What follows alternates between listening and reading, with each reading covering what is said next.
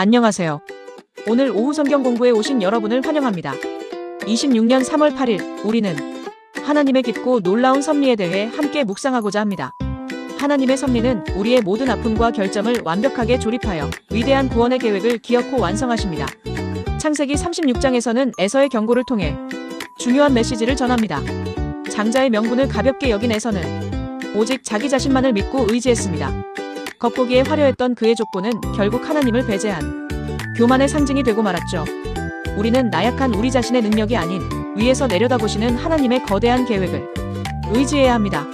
창세기 37장을 보면 야곱의 족보 속에서 하나님은 17세 소년 요셉을 주인공으로 선택하여 부르십니다. 하나님이 주신 비전, 즉 꿈은 명확했지만 그것이 이루어지는 과정은 우리가 전혀 예상치 못한 방향으로 전개됩니다. 형들의 시기로 노예로 팔려가는 참담한 순간조차 철저히 하나님의 시선 아래에 있었습니다. 창세기 38장은 무조건적인 은혜를 보여줍니다. 유다와 이방 여인 다말의 부적절한 관계 속에서도 예수님을 향한 생명의 계보는 결코 끊어지지 않습니다. 가장 거룩한 족보에 이방 여인이 포함된 것은 사람을 가리지 않는 하나님의 은혜를 선명하게 보여줍니다. 인간의 치명적인 실수와 결점조차 하나님의 완벽한 구원 스토리를 막을 수는 없습니다. 창세기 39장은 요셉의 연단의 시간을 다룹니다.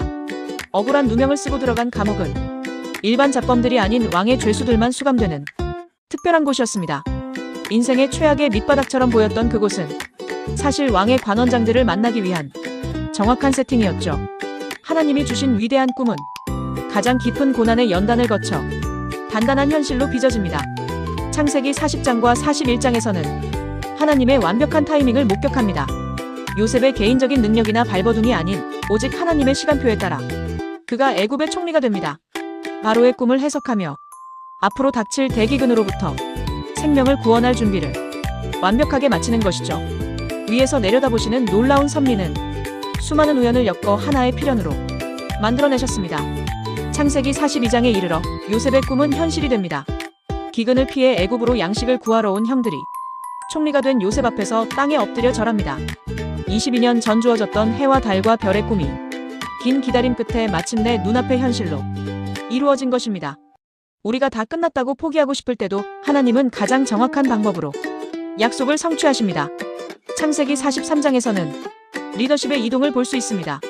르우벤의 설득이 실패한 후 유다가 아버지 야곱을 직접 설득하며 새로운 리더십으로 등장합니다. 막내 베냐민을 데려가기 위해 유다는 변명하지 않고 자신의 생명을 담보로 내어놓습니다. 기꺼이 책임지는 한 사람의 헌신을 통해 멈춰있던 구원의 역사가 다시 힘차게 움직이기 시작합니다. 창세기 44장은 결자해지의 헌신을 감동적으로 보여줍니다. 과거 요셉을 노예로 팔자고 주도했던 유다가 이제는 동생을 대신해 영원한 종이 되겠다고 간청합니다. 자신이 묶었던 죄의 매듭을 자신의 희생으로 직접 풀어내는 가슴 벅찬 결자해지의 순간입니다. 이 완벽한 회개와 생명을 건 헌신은 요셉의 마음을 완전히 무너뜨리고 화해의 문을 활짝 엽니다. 창세기 45장에서 요셉은 용서와 위에서 내려다보시는 섭리를 고백합니다. 그는 자신의 판형들을 원망하지 않고 이 모든 일이 생명을 구원하시려는 하나님의 큰 그림이었음을 고백합니다. 당신들이 나를 판 것이 아니라 하나님이 나를 먼저 보내신 것입니다.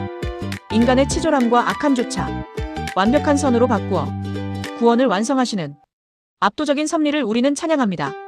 결론적으로 우리는 위대한 구원과 궁극적인 사랑을 이야기할 수 있습니다. 유다의 생명을 건 헌신은 훗날 그 족보에서 태어나실 예수 그리스도의 십자가를 선명하게 미리 보여줍니다. 죄인인 우리를 위해 조건 없이 자기를 내어주시는 것, 그것이 삼위일체 하나님의 진짜 사랑입니다. 흩어진 우리 인생의 고통스러운 조각들도 결국 이 거대한 사랑의 패키지 안에서 가장 아름답게 완성될 것입니다. 이러한 말씀들을 통해 성도의 삶을 위한 실천 가이드를 얻을 수 있습니다. 첫째, 감동에 순종하십시오. 일시적인 내 감정이 아닌 말씀을 통해 주시는 성령의 거룩한 감동에 집중하고 응답해야 합니다. 둘째, 고난을 재해석하십시오. 지금 겪는 답답함이 나를 더 큰 그릇으로 빚어가기 위한 하나님의 정확한 세팅임을 굳게 믿으십시오.